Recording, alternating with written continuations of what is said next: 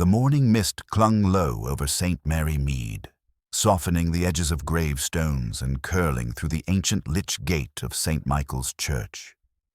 It was a Sunday morning, the kind that promised serenity, dew on roses, distant bells, and the faint chatter of housemaids airing out linens.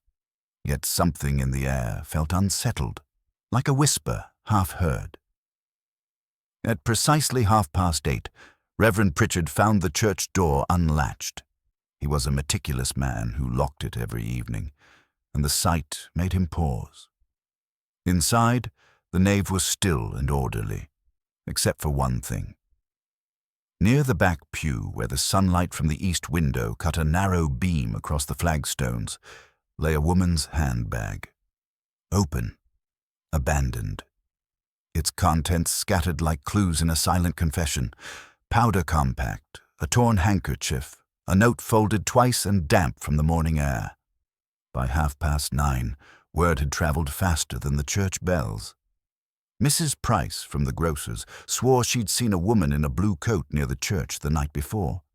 Mr. Denham, the verger, muttered something about a quarrel overheard behind the vicarage hedge, and Miss Hartley, whose love for melodrama exceeded her discretion, insisted it was undoubtedly murder.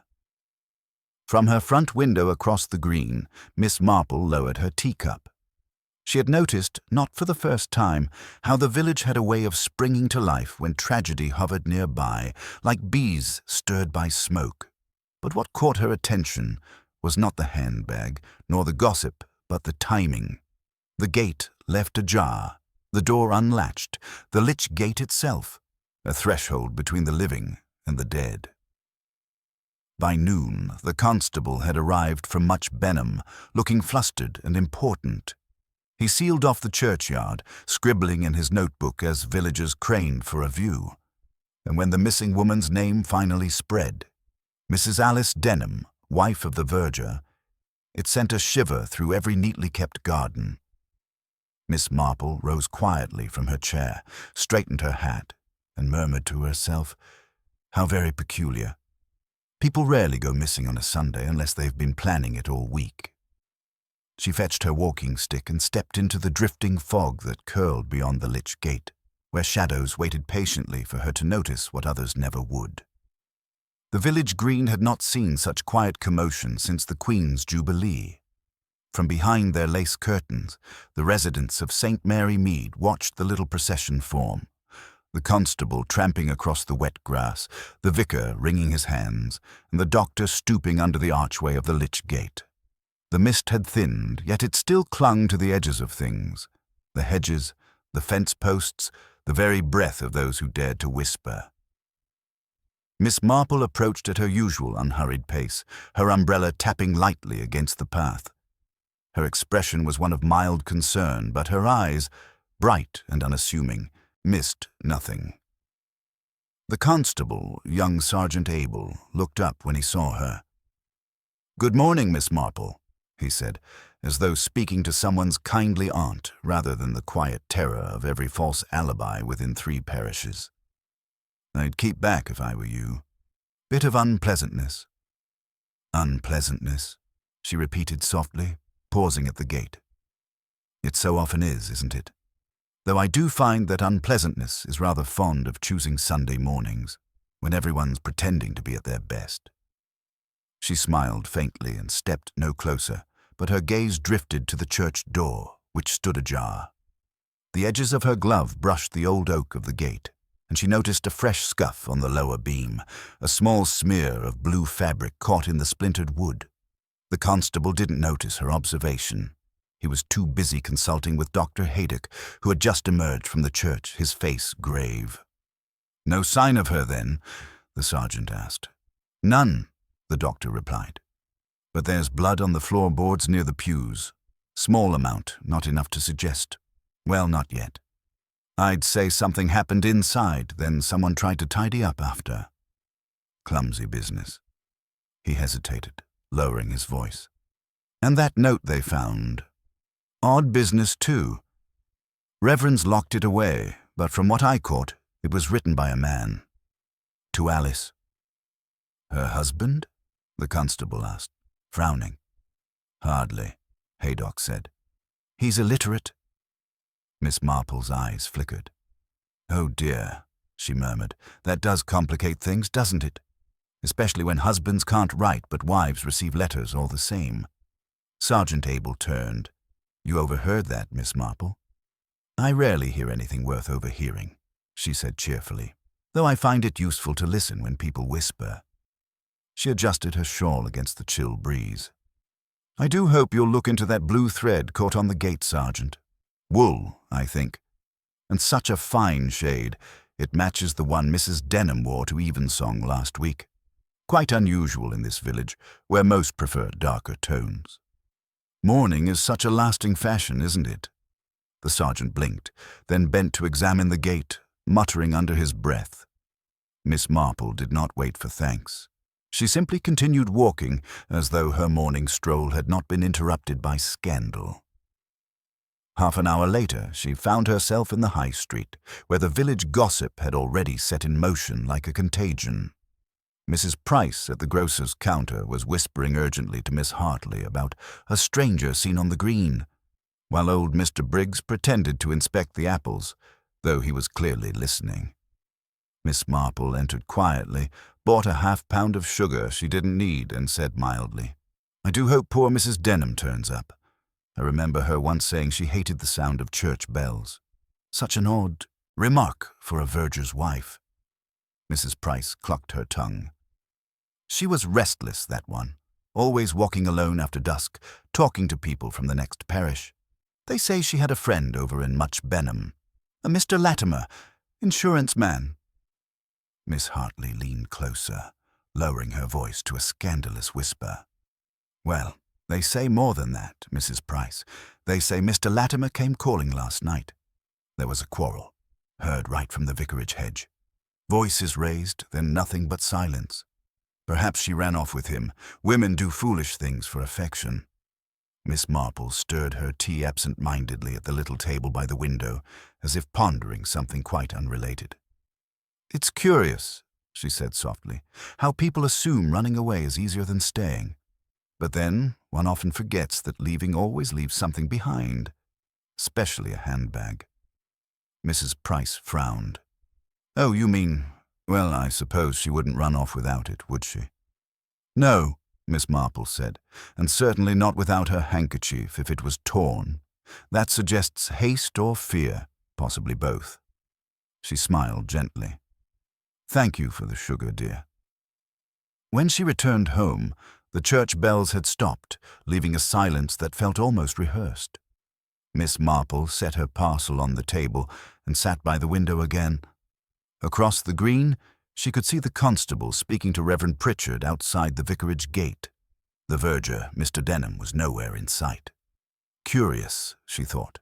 He was not the sort of man to vanish when there was attention to be had. Moments later, a knock at her door. She opened it to find Dr. Haydock, hat in hand. Forgive the intrusion, Jane, he said. I've just come from the church. Abel's sent for the inspector from Melchester. They found footprints, 2 sets, one large, one small, both heading toward the woods. Interesting, Miss Marple said softly. And which direction from the gate? North side. Ah, she smiled faintly. That's the shaded path, always damp even in summer. Footprints last longer there. She looked past him toward the Lych gate, where the fog had thickened again, curling around the old stones like breath from the earth itself. Tell me, Doctor, was the blood near the pews smudged or spattered? He frowned. Smudged? Why? Oh, only that smudges suggest wiping rather than spilling, and people don't usually wipe blood unless they mean to hide it. Dr. Haydock studied her for a long moment. You think she's been... Miss Marple shook her head gently. No, I think she's been clever, but not clever enough. She turned back toward the window, where the shadows beyond the Lych gate seemed to stir again, as though listening. The truth, you see, is never far from where the lies begin. Outside, the church bell tolled once, deep, low, and final, and Miss Marple knew the real story was only just beginning to take shape.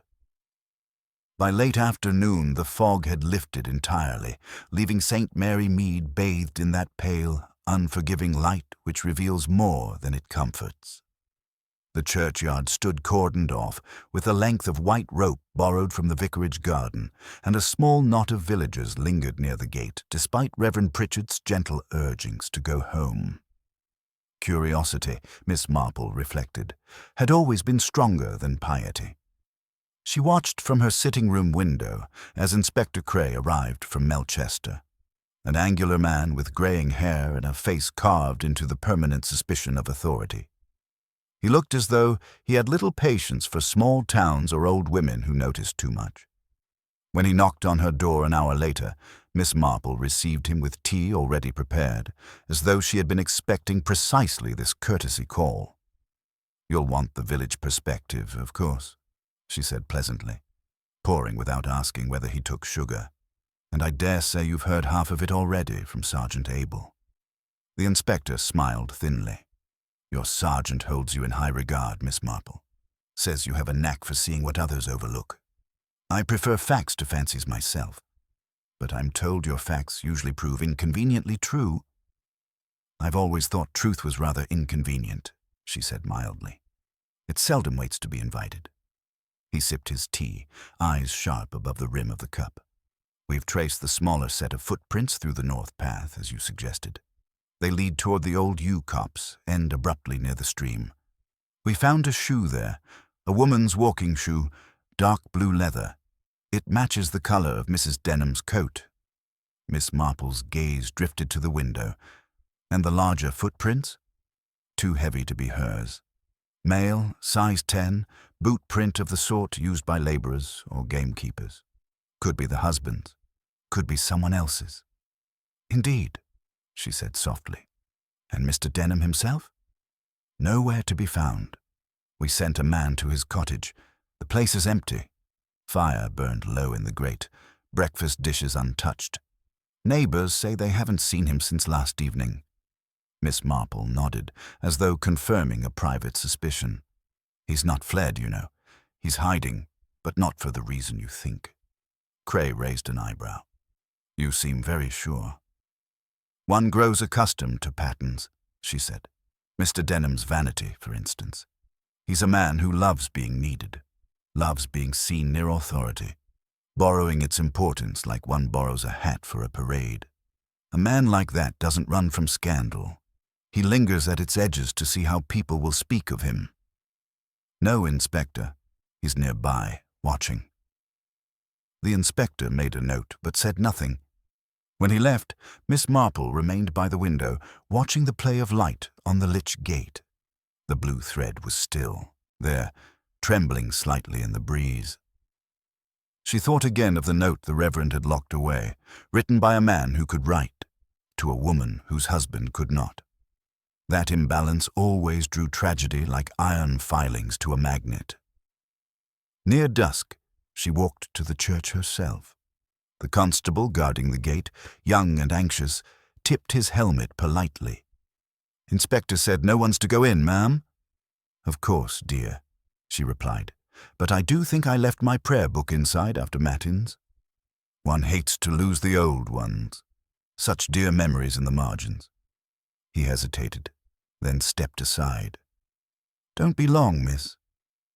She entered quietly, her steps making no sound on the worn stone floor. The church smelled faintly of damp wood and lavender polish.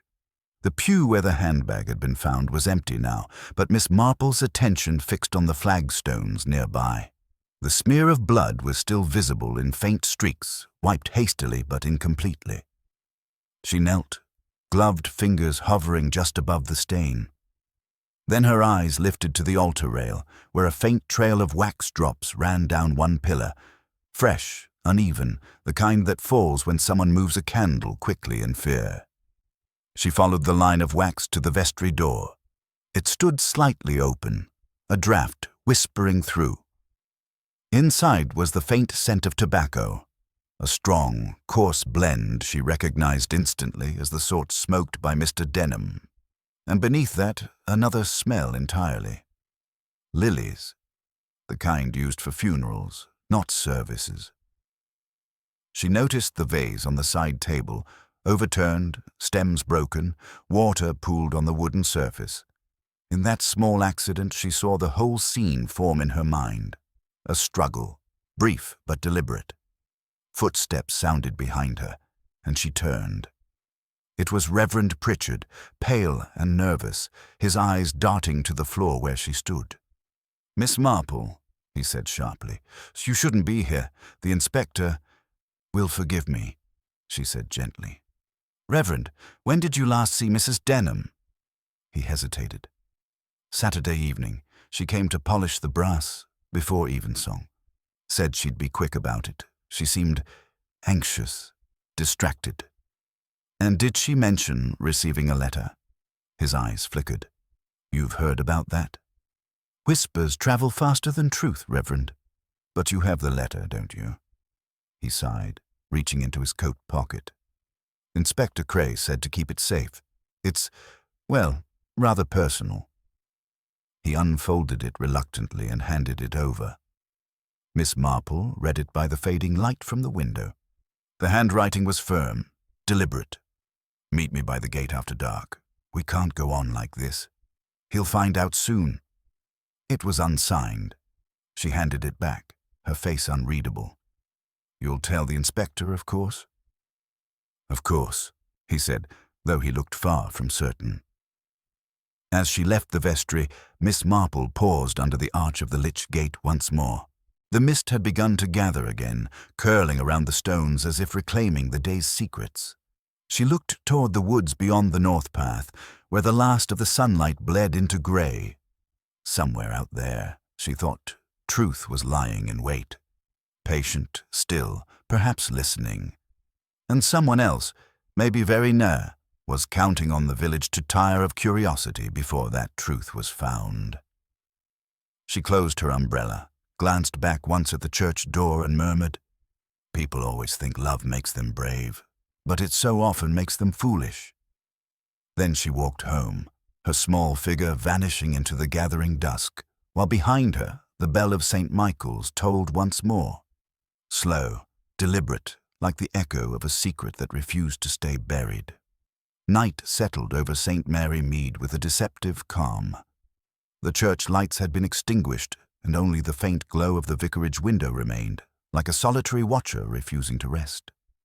The mist returned thicker than before, swallowing the hedgerows, softening the outlines of the cottages, and muffling the sound of footsteps on the lane. Miss Marple sat in her drawing-room, knitting resting idly in her lap, the clock ticking with a sound too loud for comfort. Her thoughts circled back, unhurried but relentless, to that letter, its tone neither pleading nor tender, but final. "We can't go on like this." It was not the language of lovers beginning an escape, but of one ending it. She had seen such words before, in quieter tragedies. A maid dismissed for unsuitable conduct.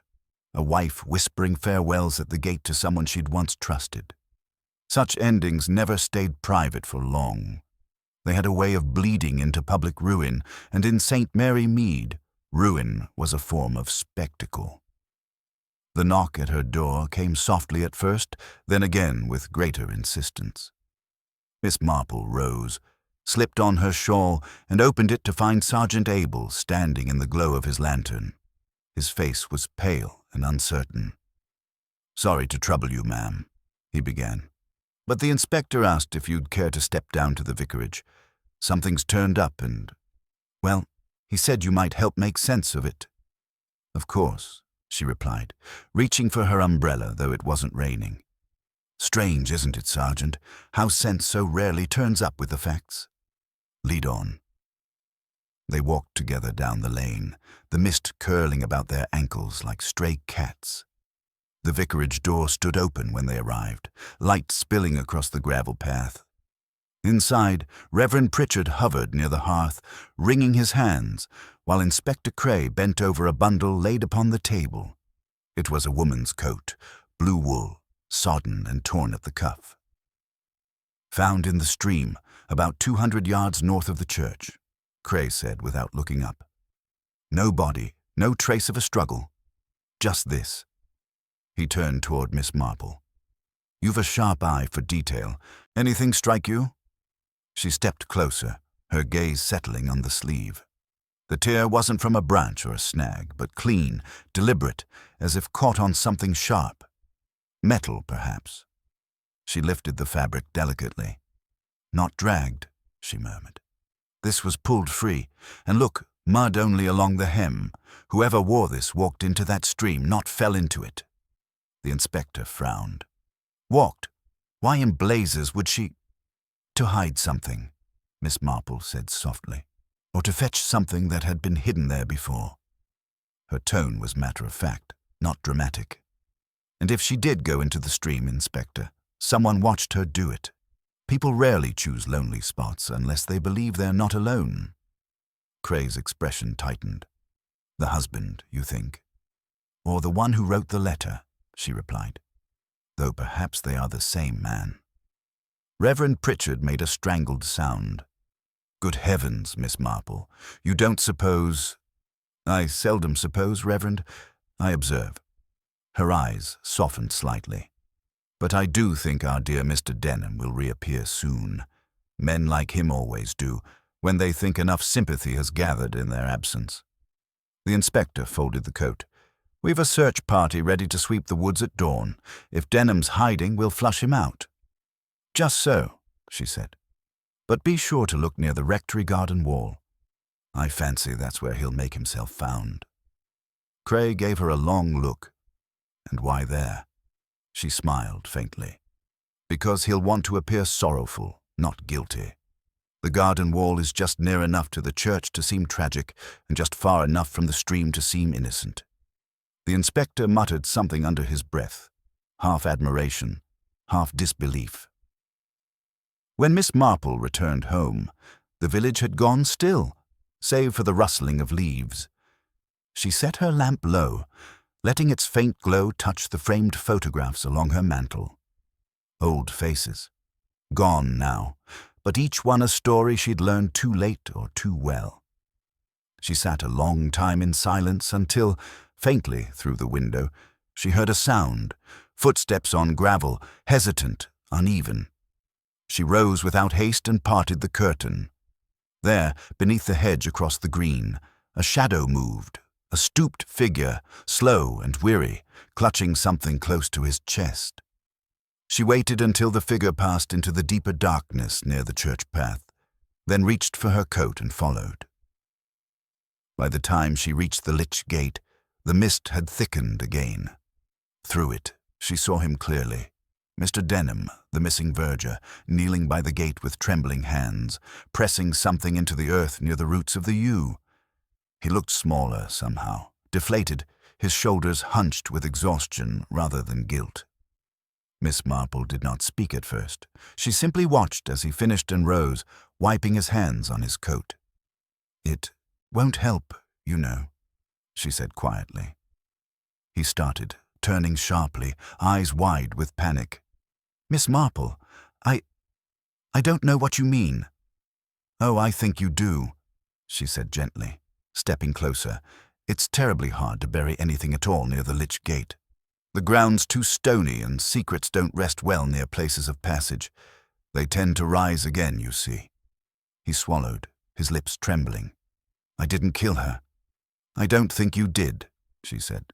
"But you know who did, or why she disappeared, and you're frightened of what will be said when they find what you've just hidden." He stared at her a long moment, then broke down with a shuddering sob. "It was meant to end quiet," he said hoarsely. "No one was supposed to know about him. She said she'd stop seeing him. She swore it." "And the letter?" "She wrote it," he whispered. "Not him. She left it for me to find. Meant to frighten me into leaving her. But when I went to the church last night, she was already gone." Miss Marple's eyes softened. "Oh, my dear man, how often it happens. One person meaning only to frighten, the other meaning to forgive, and in between, something terrible slips through." He covered his face with his hands. "I thought if I hid her coat, they'd think she'd gone off. I couldn't bear them saying—" "I know," she said quietly. "But lies, like lilies, wilt very quickly under daylight. You'd best tell the inspector everything before morning. It's kinder to do so yourself." And as he nodded, broken and small, Miss Marple looked again toward the darkened woods beyond the stream. The fog hung motionless there, dense and waiting, and in her heart she felt certain. The truth was still out there, half buried like the thing beneath the roots, and dawn would bring it to light. By morning, the mist had burned away, leaving the air damp and heavy with the smell of wet earth. The sun broke weakly through the clouds, glinting off the church's weathered stones as the village stirred once again. Word had spread, of course it had, that Mr. Denham had been found near the Lych gate in a state of distress, muttering about his wife and something hidden beneath the roots. The more fanciful minds in St. Mary Mead had already turned the story into something fit for fireside retelling, complete with ghostly figures and spectral bells. But Miss Marple, sitting quietly with her tea, knew better. Gossip filled silence quickly, but it never filled it truthfully. Inspector Cray arrived before breakfast was cleared. He looked more tired than when she'd last seen him, though his manner remained brisk. "We've got the husband in custody," he said without ceremony, standing at her sitting-room threshold. "Claims he didn't harm her, that he only tried to cover up what he thought was a scandal. Convenient, isn't it? And yet he knew where to hide her things." Miss Marple gestured for him to sit, though he remained standing. "Convenience and guilt are often mistaken for one another, Inspector. I've known many a person who appeared sensible only because they were frightened, and many a guilty one who looked calm simply because they'd rehearsed their innocence." Cray's mouth twitched in reluctant amusement. "You think he's innocent?" "I think he's terrified," she said. "And terror, Inspector, is rarely tidy. If Mr. Denham were guilty, he'd have rehearsed a story by now. Instead, he trembles at shadows. That's not calculation. It's conscience." He frowned, rubbing his jaw. "You have a point, but conscience doesn't account for the coat or the letter." "Ah, yes," Miss Marple said, reaching for her teacup. "The letter that wasn't signed, and the coat that was torn neatly along the seam, not ripped by force. I rather think Mrs. Denham intended to vanish, if only for a while. Perhaps to frighten someone, as her husband feared. But something went wrong after that." The inspector's brow furrowed. "Then where is she now?" Miss Marple's eyes drifted toward the window. "Not far," she murmured. "People who wish to disappear often fail to think beyond their first hiding place. The heart, after all, doesn't know how to travel far from its pain." He sighed. "We'll sweep the woods again this afternoon. You think we'll find her?" "I think," Miss Marple said gently, "you'll find where she meant to go, but not where she is now." Later that day, the search party assembled at the churchyard. The villagers hovered nearby, unable to resist the morbid spectacle of it all. Miss Hartley had brought her binoculars, as though attending a play, while Mrs. Price whispered prayers she didn't quite believe in. Reverend Pritchard stood by the Lych gate, his hands clasped so tightly the knuckles showed white. Miss Marple arrived quietly, taking up her place near the path to the woods. Inspector Cray gave the order, and the men fanned out through the undergrowth. The trees swallowed their voices quickly, leaving only the sound of snapping twigs and the occasional call to mark their bearings. The hours stretched long, and the village murmurs grew restless. It was just after noon when a shout came from the north side, near the bend of the stream. Everyone froze. Then, through the hush, a second voice carried, urgent and strained. The inspector pushed forward, boots sinking into the soft earth. Miss Marple followed at her own pace, steady and deliberate. When she reached the clearing, she saw them gathered round a shallow bank. There, half hidden by reeds and mud, lay a woman's figure, pale and still. Her dress clung to her frame, torn and muddied, one arm stretched toward the water as if reaching for something just beyond her grasp. A few feet away, a handbag lay open, the contents spilling out. A comb, a powder tin, and a single envelope, its paper soaked and warped by the water. Inspector Cray knelt beside the body, his jaw tightening. "It's her," he said quietly. "Alice Denham." For a moment, no one spoke. The soft trickle of the stream was the only sound. Then Miss Marple stepped forward, her voice calm. "She wasn't pushed," she said. "See how her hand is angled, fingers curled as if grasping. That's not a fall, it's a reach. She went into the water by choice, but not intending to die." Cray looked up sharply. "You mean—" "She dropped something," Miss Marple said, pointing toward a gleam beneath the water. "There." One of the constables bent down, reaching carefully into the stream, and drew out a small metal object, a locket attached to a broken chain. Cray opened it. Inside was a photograph of a young man in uniform. The face was unfamiliar to most, but Miss Marple's eyes softened with recognition. "Ah," she said softly. "So that's the truth she couldn't speak." "Who is he?" Cray asked. "Her brother," Miss Marple replied. "Killed in France 20 years ago. She never recovered, but there's more. That locket, it's not new. Someone repaired the clasp recently quite badly. I'd wager it was found again only this week, perhaps buried near the church where soldiers' belongings were stored during the war. She must have gone to fetch it late at night before anyone could see her with it. And someone followed her, someone who thought the meeting was of another kind." The inspector's eyes widened slowly. "You're saying she wasn't meeting a lover at all?" "Only a ghost," Miss Marple said quietly. "And in doing so, she frightened her husband half to death.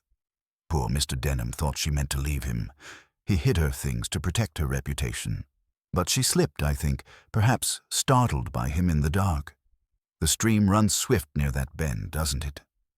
The inspector exhaled, long and low. "Good Lord." "Tragedy," Miss Marple murmured, "is often born of misunderstanding rather than malice.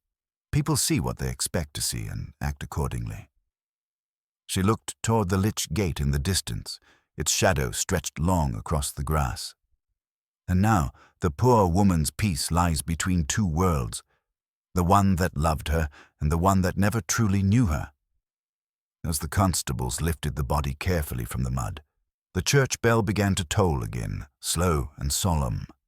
The villagers bowed their heads, murmuring prayers, though most already thought of the tale they'd tell at supper. Miss Marple watched in silence, her expression unreadable. The truth had risen, as it always did, but it brought no comfort, only quiet inevitability. When the inspector turned to her, she gave a small, sad smile. "You see, Inspector," she said softly, "people vanish for many reasons, but they are always found where the heart last lingered." And as the body was carried past the Lych gate, the shadows beneath it seemed to shift once more, lighter now, as though some long-held sorrow had finally exhaled. The body was taken to the church hall, where Dr. Haste conducted his examination under the low hum of murmured prayers and the scrape of wooden chairs. Miss Marple did not follow them inside.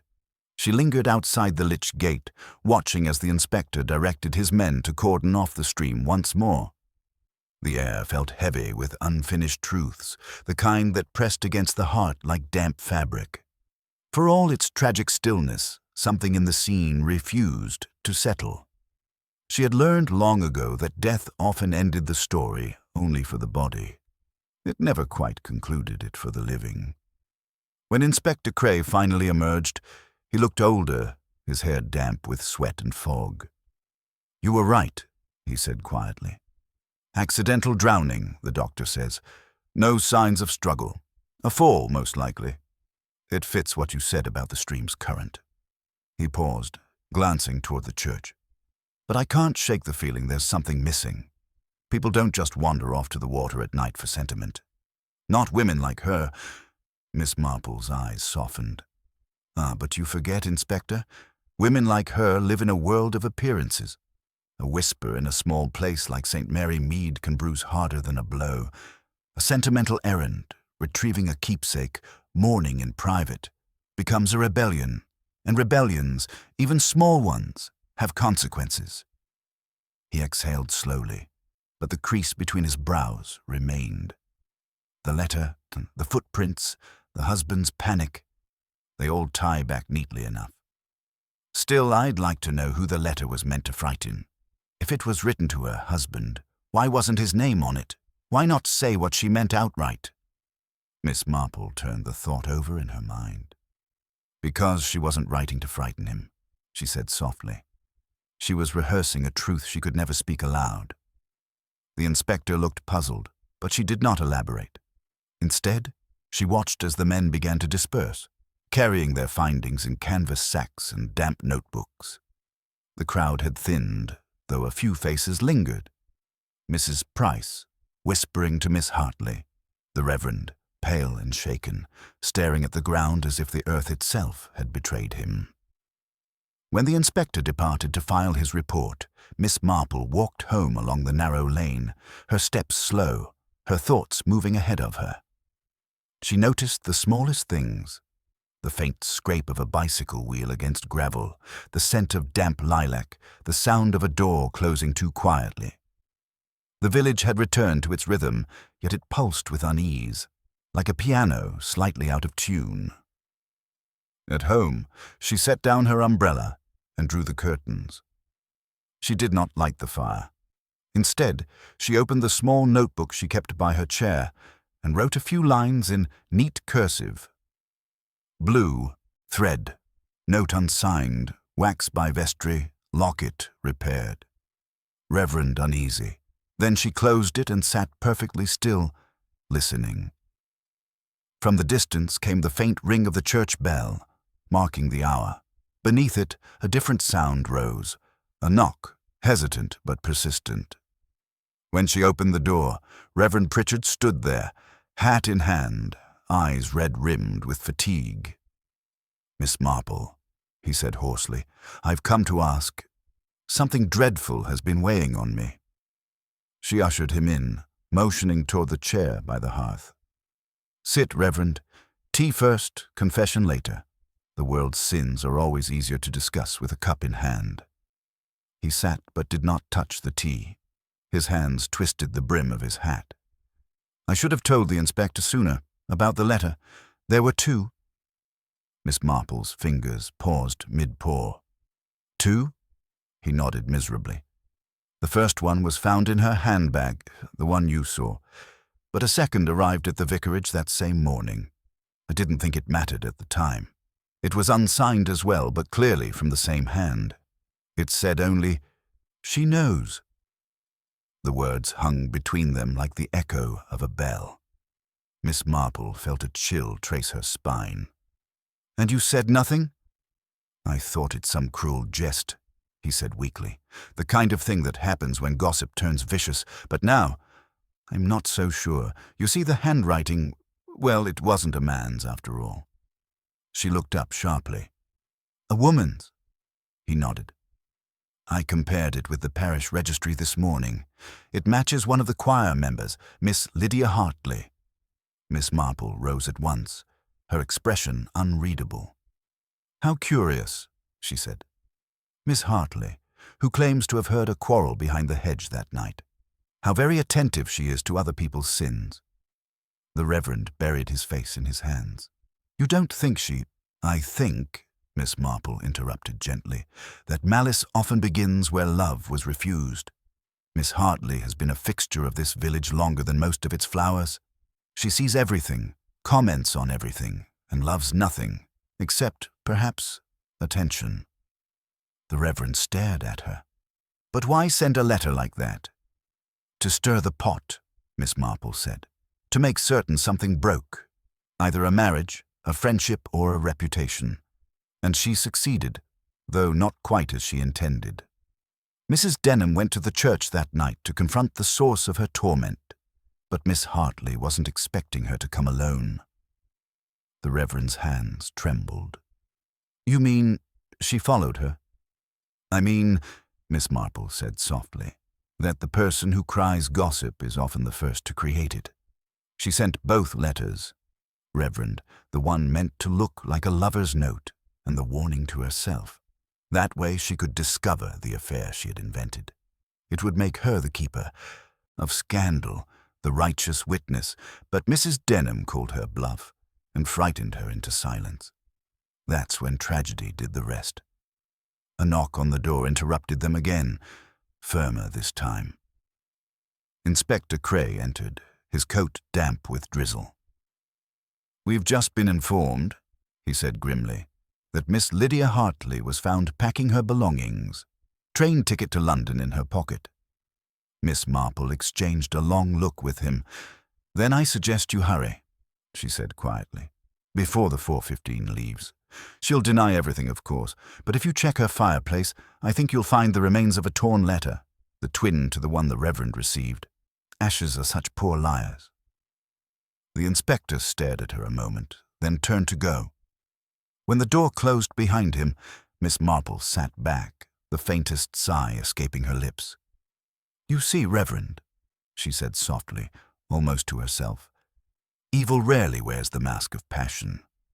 More often, it smiles at you over tea and pretends it's only trying to help." Outside, the rain began to fall.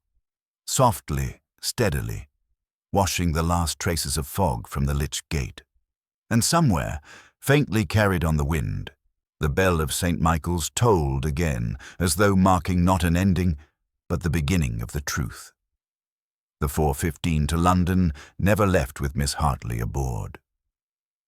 Inspector Cray and his men reached her cottage in time to find a half-packed suitcase on the bed, a smouldering fire in the grate, and a torn scrap of paper in the ashes that matched the stationery used for both letters. When Miss Marple arrived, summoned quietly by the inspector, she found the woman sitting stiffly in a chair, hands clasped tight, her usual air of superiority dissolved into something raw and brittle.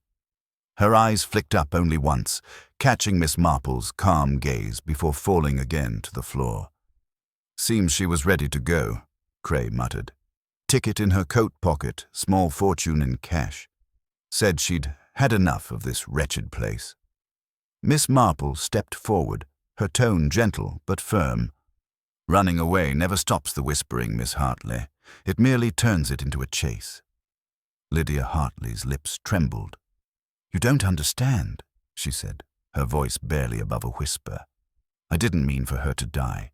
I only wanted—" She stopped, pressing a hand to her mouth. "To be noticed," Miss Marple finished quietly. "To remind the village that people still confide in you. But the trouble with gossip, Miss Hartley, is that it doesn't choose its ending once it leaves your lips." The inspector glanced at Miss Marple, uncertain whether to intervene. She gave a small nod, permission to let the silence stretch. It did, until Lydia broke it herself. "She came to me that night," Lydia said suddenly. "I thought she meant to expose me, to tell everyone I'd written the letters. I panicked. We argued by the vestry wall. I only meant to frighten her away. I pushed her arm. She slipped, stumbled into the mud. I swear she got up again. She wasn't hurt then." Her voice cracked.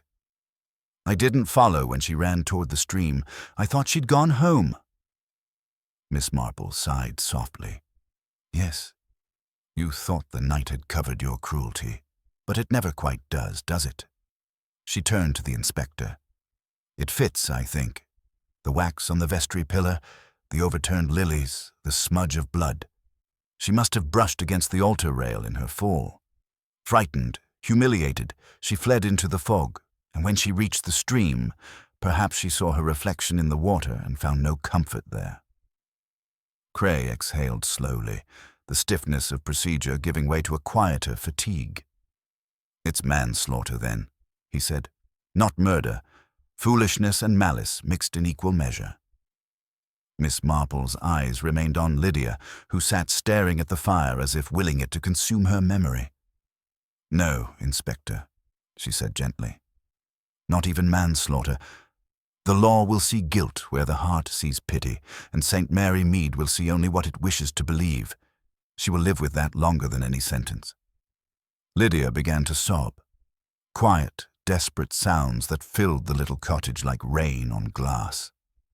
Miss Marple watched without speaking. There was nothing to be said. Words had done enough harm already. Later, as they stepped out into the cool dusk, Cray shook his head.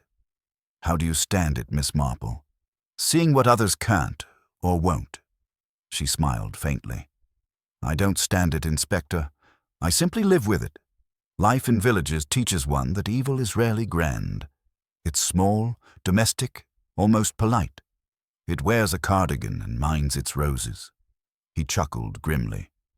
"You make it sound ordinary." "It is," she said. "That's what makes it so dangerous." They walked in silence for a while, the sound of their steps softened by the damp road. At the bend, near the churchyard, Miss Marple paused. The Lych gate stood open, its shadow long in the twilight. "Strange," she murmured. "That gate was built to mark the passage between worlds, the living and the dead, and yet here it has been the passage for truth itself." Cray tipped his hat. "You've got a poet's way of putting things, ma'am." "Oh, hardly," she said with a smile. "Just a fondness for patterns." He left her there, walking back toward the green where lamps were beginning to glow behind curtained windows. Miss Marple remained a while longer, watching the gate as though it might yet whisper something more. The village was quiet now, save for the faint creak of the church's weather vane and the rustle of leaves along the path to the woods. Somewhere, an owl called once, low and distant. She turned at last toward home, the evening chill seeping through her shawl. When she reached her cottage, she lit the fire and poured herself a modest glass of sherry. The clock on the mantel ticked softly. On the table lay her notebook, still open from the night before. She picked up her pen and wrote a final line beneath the others. "Evil seldom enters shouting. It prefers to whisper through keyholes and over fences." Then she closed the book, set it aside, and leaned back, eyes half closed. The case, such as it was, had been resolved. But peace was not quite the same as comfort. Across the green, the church bell rang once more, a single, solemn note that seemed to linger longer than it should. Miss Marple listened, her expression unreadable. "Rest now, my dear," she whispered softly, as if to someone unseen. "And may those who live learn, though they seldom do." The fire crackled gently. Outside, the last light faded from the Lych gate, leaving only its shadow, quiet, faithful, and watching still. The next morning dawned clear and cool, with a light frost silvering the hedgerows. The air in St. Mary Mead felt thinner, as though the village had finally exhaled after holding its breath too long. Yet peace, Miss Marple knew, was a fragile thing. It could settle prettily over the surface of events while the truth continued to stir beneath. She sat by the window, teacup in hand, watching the parish women bustle along the lane with baskets and good intentions. The tragedy had, by now, become a story to be polished and retold, a tale of moral instruction wrapped in pity. But Miss Marple had lived long enough to know that every story told too soon leaves something out. Inspector Cray called just before 10. His expression was composed, but his manner betrayed unease. "It's all been tidied up now," he said, accepting the cup of tea she offered. "Hartley's made her statement, and the Crown will decide what to do with her. I imagine they'll be lenient. The doctor confirmed there was no serious injury before the drowning. Just shock and exposure. Sad business all around." Miss Marple inclined her head. "Sad, yes, but not quite tidy, I think." He frowned slightly. "You doubt her confession?" "Oh, not the confession," she said softly. "Only the completeness of it. You see, guilt rarely travels alone. It tends to bring companions. I've been thinking of the Reverend." "The Reverend?" Cray asked, puzzled. "He's shaken, naturally. But what of him?" Miss Marple smiled faintly, the sort of smile that hinted at thought rather than amusement.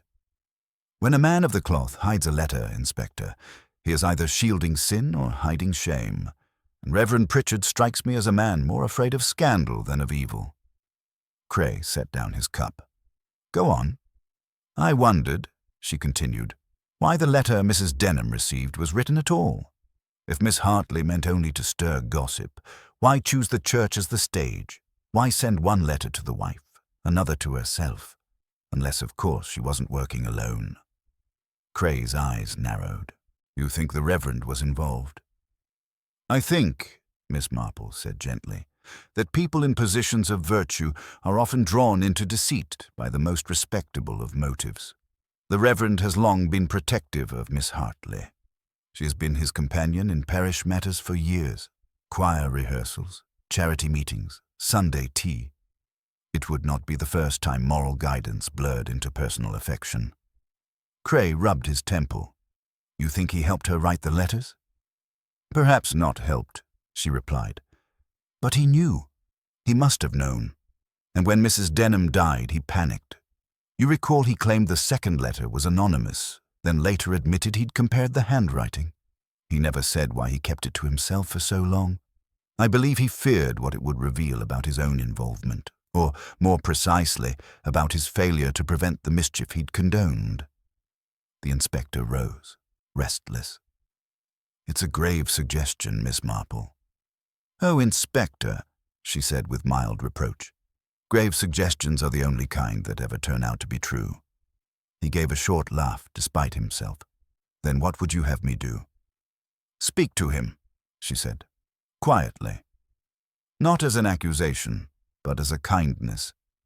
He's already suffering the punishment of those who realize too late the cost of their silence." Cray hesitated, then nodded. "You've the devil's own way of finding guilt in a whisper, Miss Marple. I'll see what he has to say." That afternoon the inspector visited the vicarage. Miss Marple naturally took her usual walk by the green at precisely the same time. When she passed the vicarage gate, she paused by the roses, pruning shears in hand, though she had no roses of her own to tend. Through the open study window she could hear the low murmur of voices. Cray's steady, the Reverend's trembling. A pause, then a chair scraping sharply against the floor. She moved on, her face unreadable, though her heart carried the quiet weight of what she already knew.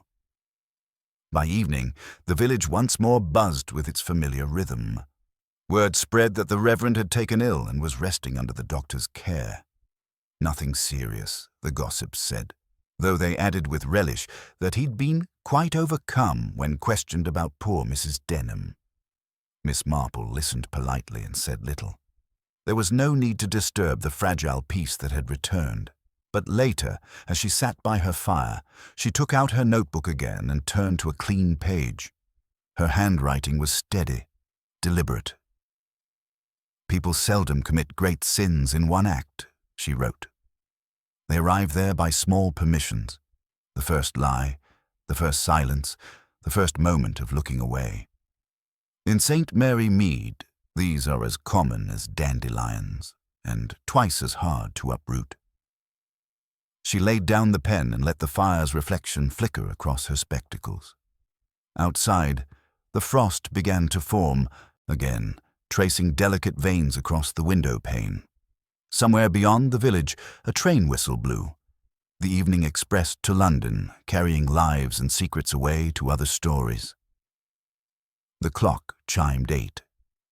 Miss Marple poured herself another small cup of tea, the kind one savors rather than drinks. The room was silent except for the faint ticking and the gentle sigh of the wind against the door. She thought of Alice Denham then, of the woman's quiet sadness, her futile gesture toward freedom, her last reach into the cold, indifferent water.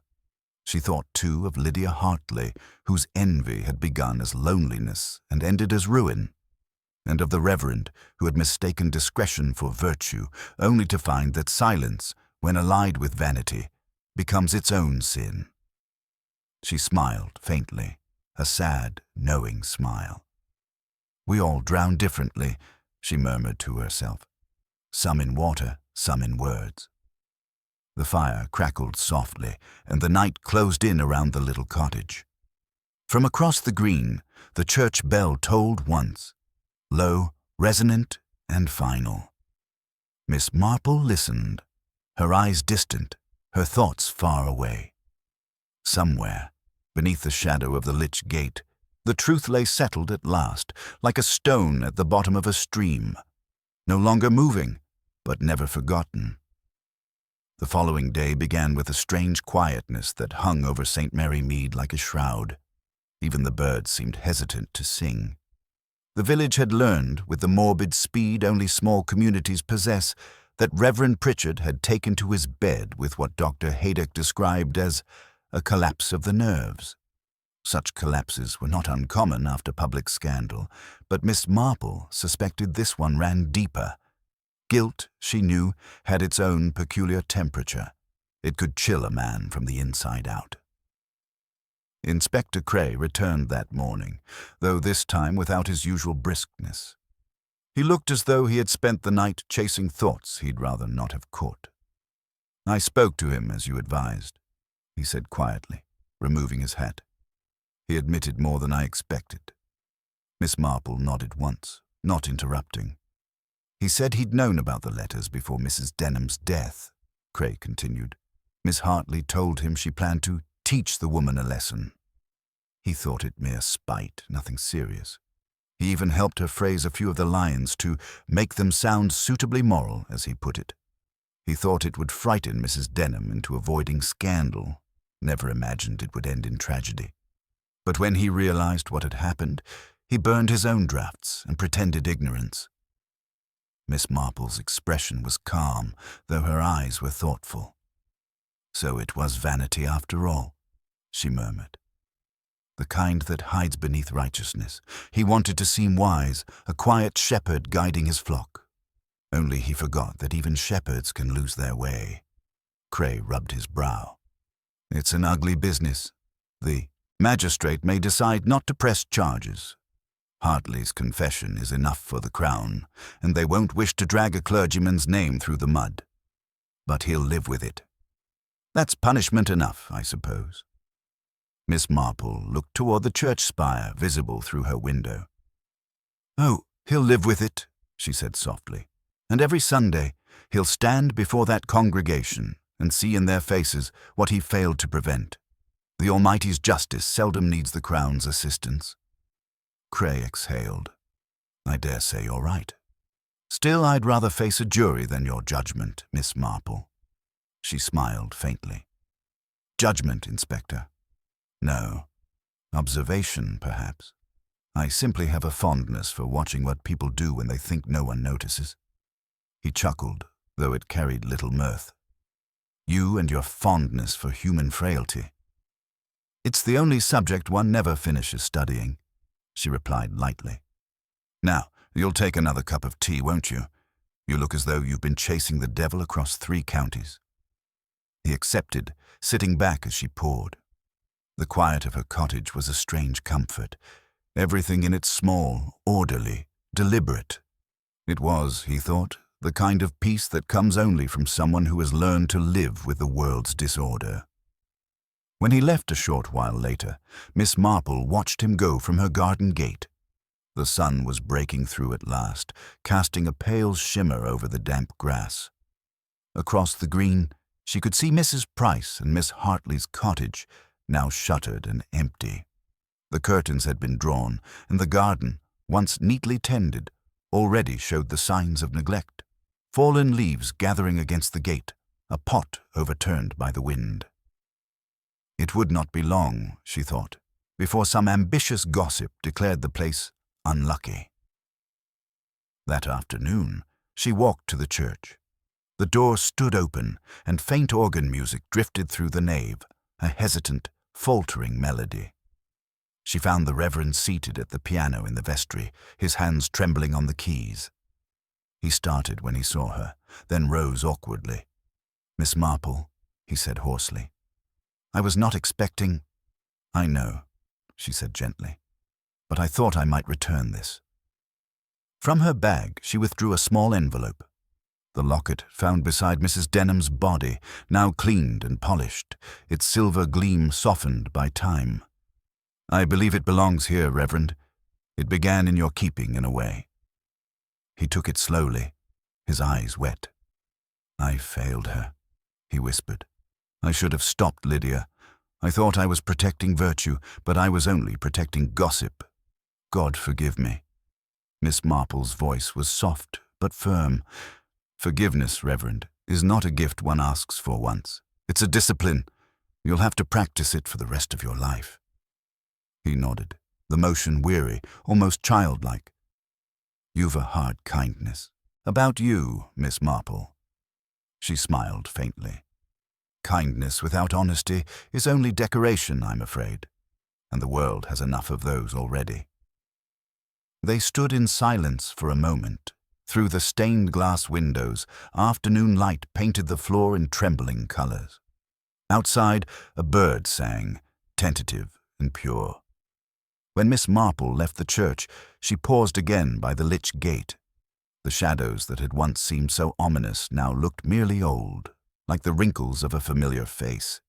Yet as she turned toward home, she noticed something small glinting in the grass.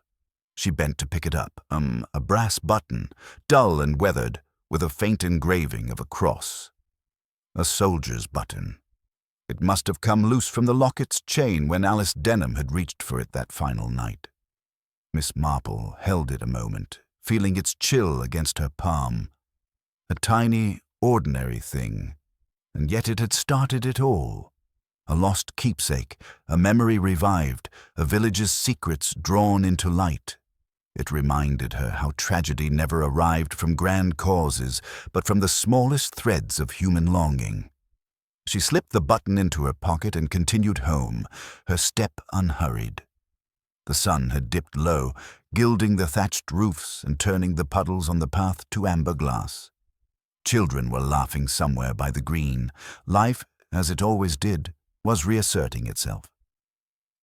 At her gate, she paused to look back one last time at the church tower rising above the mist.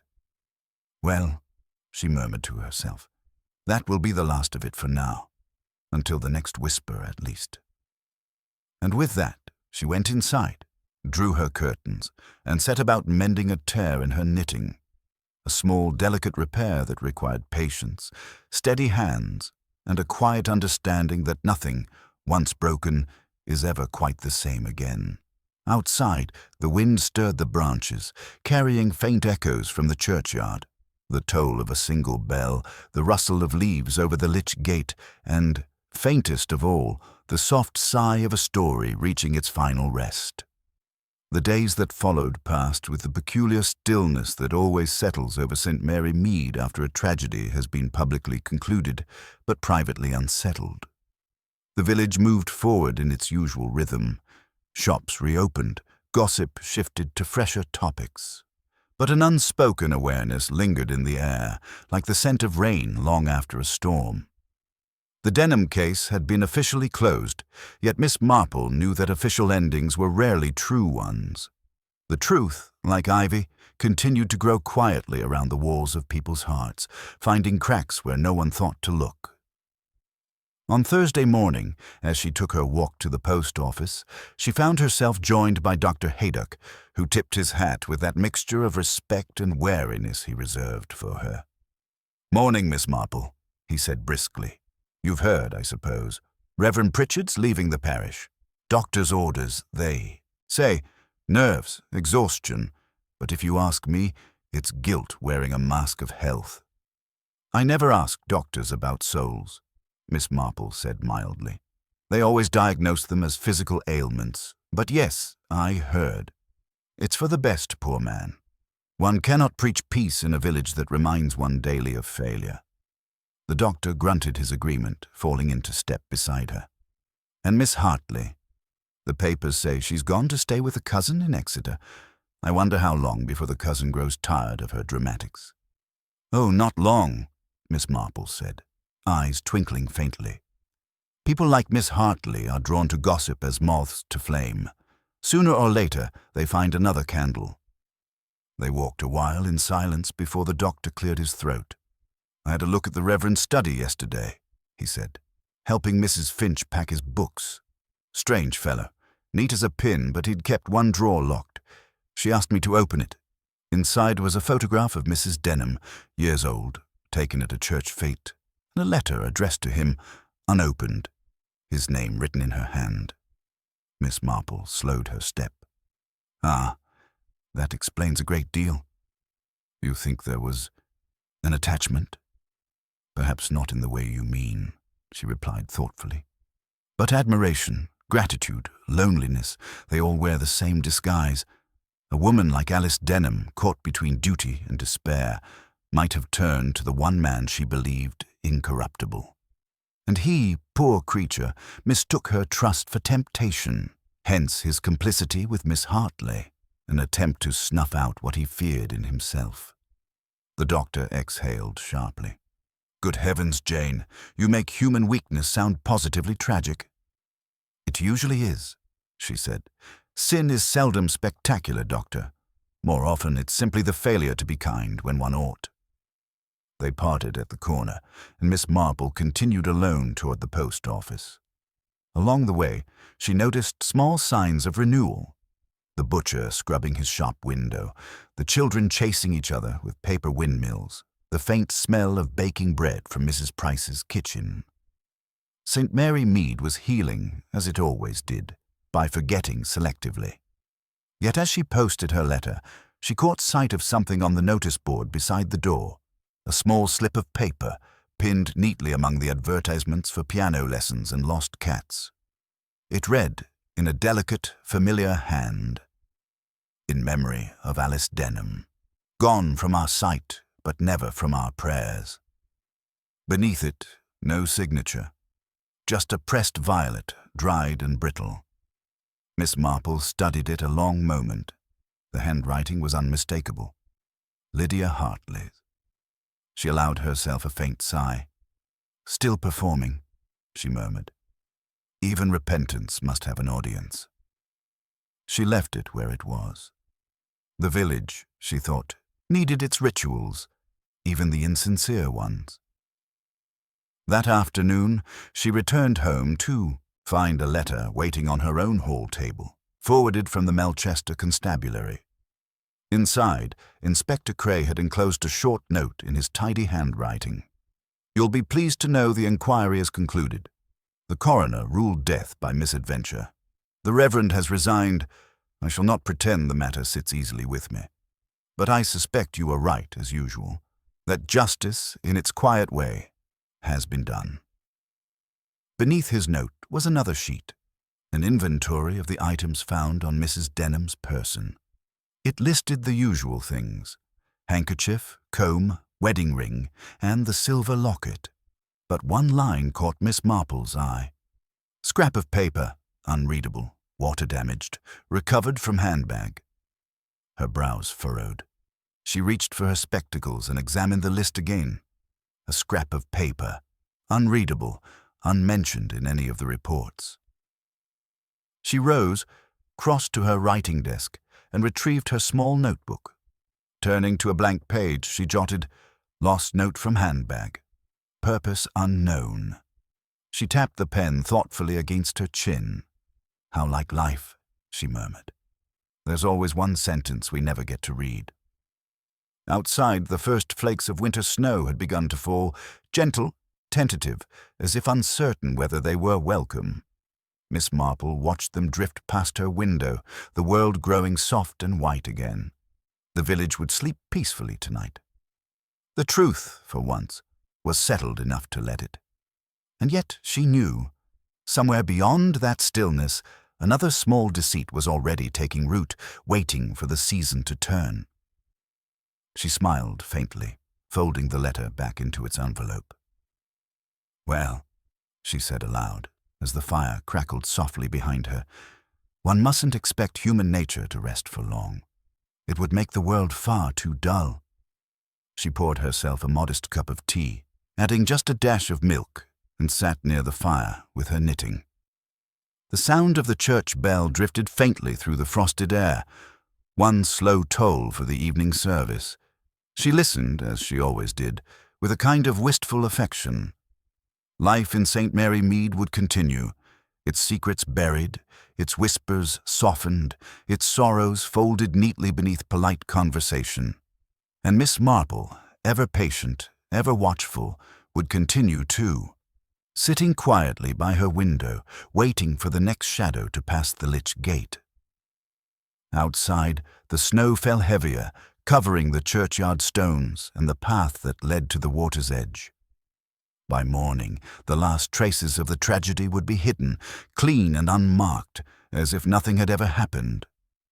But Miss Marple knew better than to believe in such mercies. Beneath every white surface, something darker always slept, waiting for spring to uncover it again. The snow lingered through the night, muffling every sound in St. Mary Mead until the world seemed to breathe in slow, measured silence. By morning, a thin mist curled above the drifts, blurring the outy edges of chimneys and rooftops, as though the village itself wished to hide its face from memory. Miss Marple awoke earlier than usual, unsettled by a faint sense that something remained unfinished. It wasn't guilt or dread, more the quiet unease of a book she hadn't quite closed.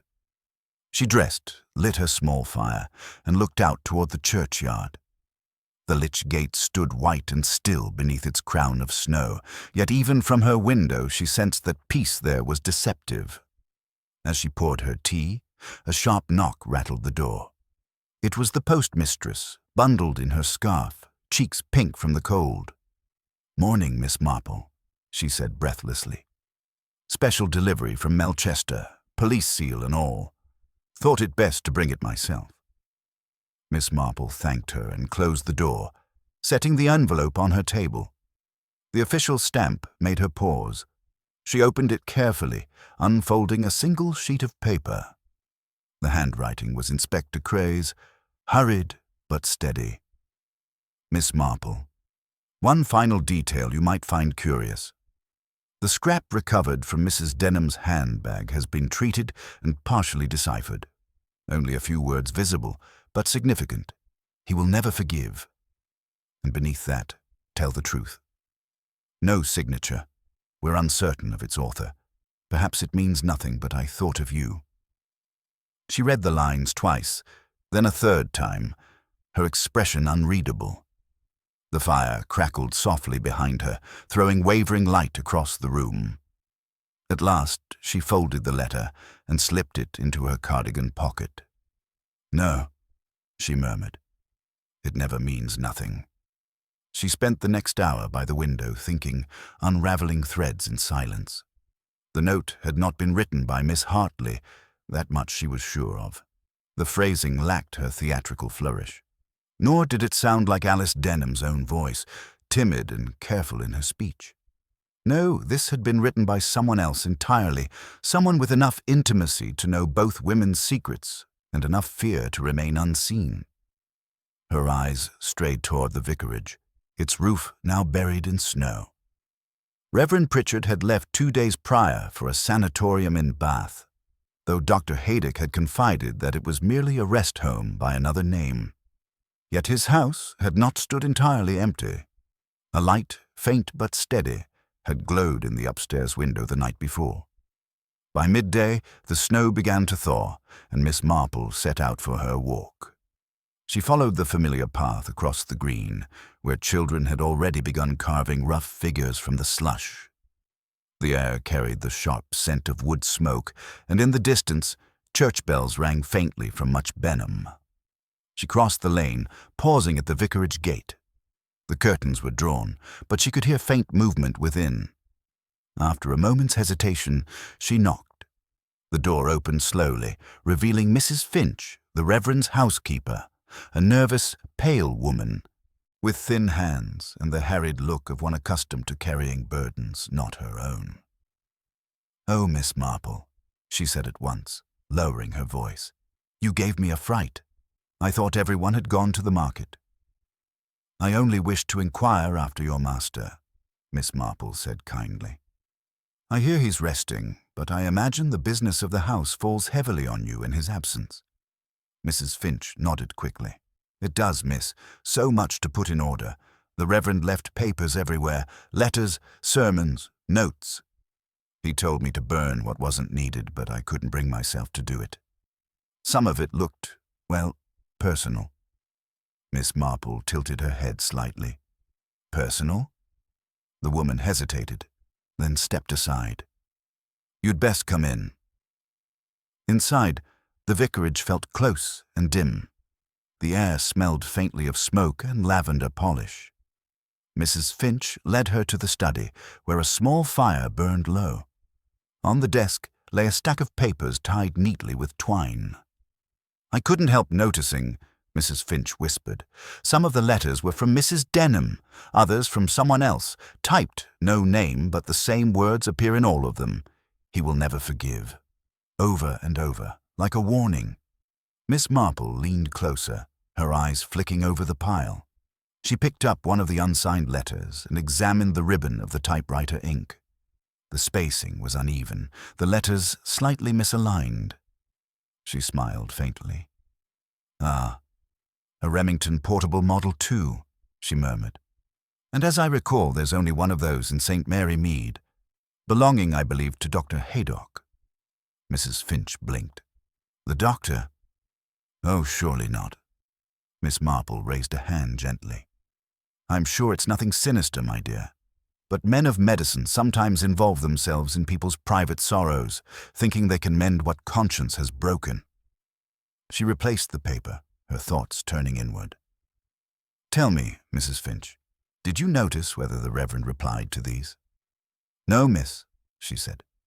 He kept them all but never wrote back, just folded them into his Bible. I only found them after he left. Quite so, Miss Marple said softly. Best to leave them be now. Let them rest where they belong. As she stepped back out into the cold, she caught sight of Dr. Haydock himself, walking briskly along the lane toward the green, his medical bag swinging from one hand. He tipped his hat as he passed, cheerful as ever, but his eyes met hers for only an instant, long enough for her to see something shadowed flicker there. Not guilt, precisely. Something older. When she reached home again, she sat by the fire and took out her notebook. Beneath the last entry, she wrote a new line. The truth is never buried and only postponed. She stared at the words, then drew a firm line beneath them, closing the book with quiet finality. That evening, the snow melted fully, and the Lych gate re-emerged from, beneath its white covering, dark and wet, glistening in the twilight. From her window, Miss Marple watched as a robin landed upon its arch and began to sing. The melody was thin but clear, the kind of fragile song that could only belong to a world still mending. She smiled faintly, her knitting resting on her lap. Ah, well, she whispered, perhaps that's enough truth for one winter. The robin sang on, the fire burned low, and St. Mary Mead slipped once more into its quiet, deceiving peace, where every secret slept beneath snow, waiting for spring to wake it again. The thaw came in earnest a few days later, turning the lanes to ribbons of mud and uncovering the sharp scent of earth beneath melting snow. St. Mary Mead looked clean again, as if the world had been scrubbed, though Miss Marple knew such freshness never lasted long. By mid-morning she had decided upon a small errand, an excuse, she told herself, to pay a call at Dr. Haydock's surgery. She brought with her a small parcel of scones, freshly baked and still warm, and the kind of unhurried smile that had made more than one man underestimate her. The doctor looked up from his desk when she entered, his face brightening with automatic courtesy. Ah, Miss Marple, you've come to rescue me from the monotony of the human body, have you? Sit down, do. I was just finishing my notes. She set the parcel on his table. You've been very good to this village, she said mildly, particularly of late. I hear you've been kind to Reverend Pritchard as well, seeing him off to Bath. Haydock gave a short laugh. He needed it.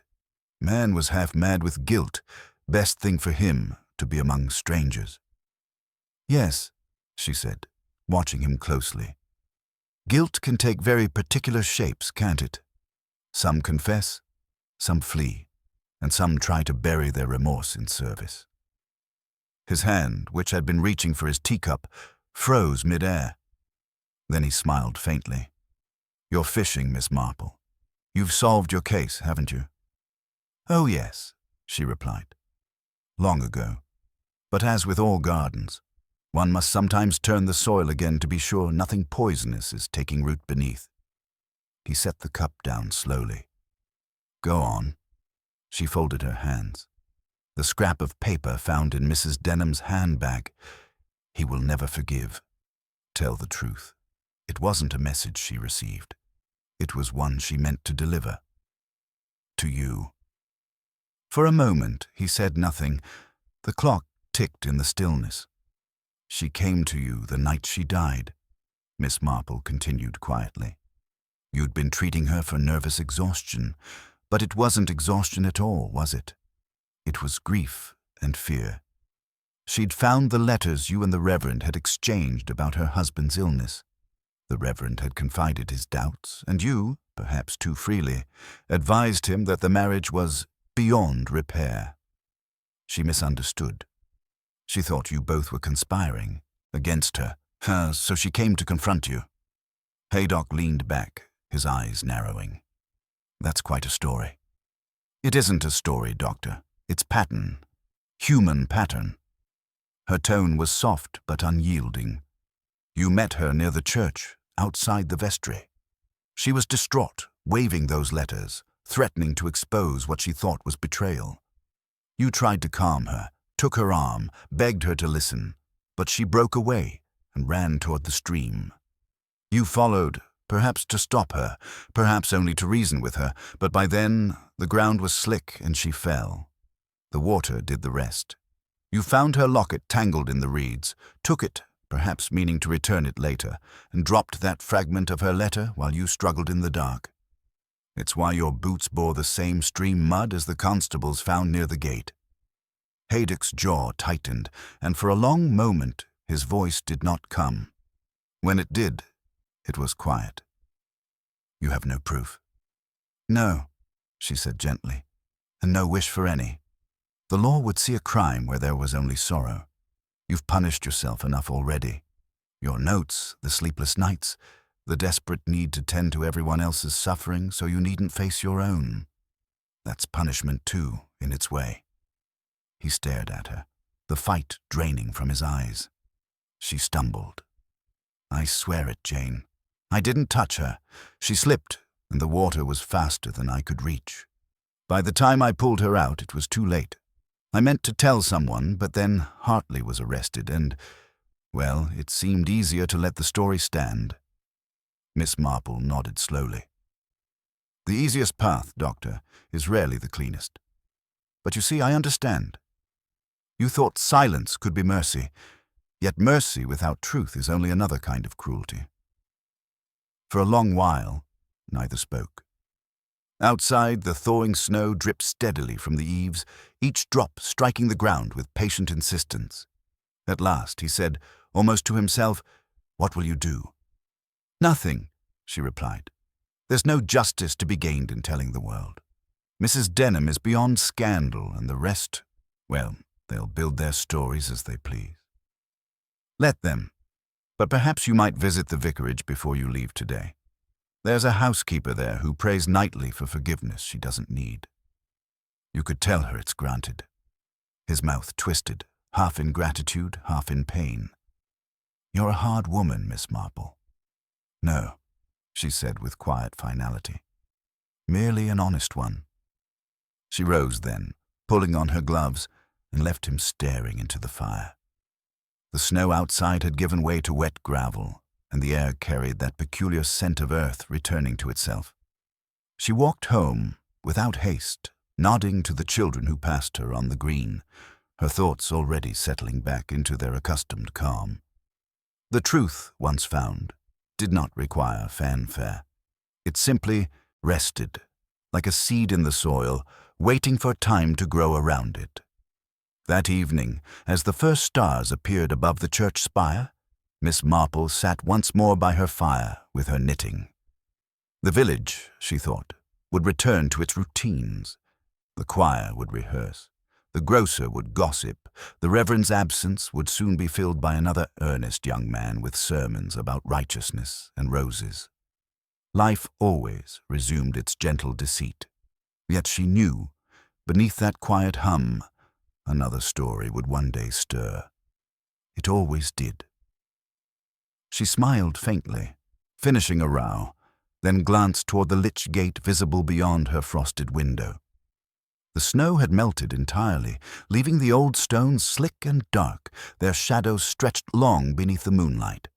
For a moment they seemed to glisten like mirrors. "Good night, Alice," she whispered. "Rest now." The clock chimed softly, marking the hour. The fire burned low, the night folded itself around the village, and the last echo of tragedy faded into peace. A peace only Miss Marple could recognize for what it truly was. Not innocence restored, but understanding earned. The end.